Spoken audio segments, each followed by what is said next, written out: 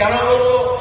আমি তো নাম ধরে বলছি, হুমায়ুন কবির বললো না আমরা এখানে সংখ্যাগুরু, তার মানে এটা সংখ্যাগুরুবাদ।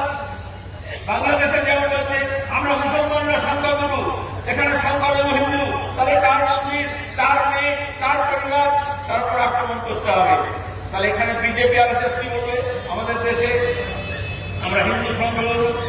তাহলে রাজস্থানের, মধ্যপ্রদেশে, মহারাষ্ট্রে, উত্তরপ্রদেশে কি হচ্ছে? প্রতিনিধি যোগিতা হচ্ছে। এখানে সংবিধানে মুসলমান যদি বেশি হয়, হিন্দু যদি কম হয়, তাহলে হুমায়ুন কবিরের মতো নেতা জন্ম নেবে। আমি নাম ধরে বলছি এই জন্য কি বলবো, যে বিজেপি বলবো? সময় কি ছিল? তাহলে এদের দল বলে কোনো কথা হয় না। আসল কথা হচ্ছে এই ধরনের লোকেদের গুরুত্ব।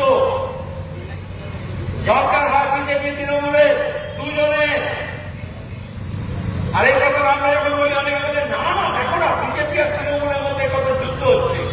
হচ্ছে না, বিজেপি আর তৃণমূলের কোনো ঝগড়া নেই। ওরা চাইছে হিন্দু আর মুসলমানের ঝগড়া করাতে, যেটা আপনারা মীনাক্ষীর কাছে শুনলেন। তাতে কি হয়? আমাদের রুটি রুটি প্রশ্ন। এখন রসুনের দাম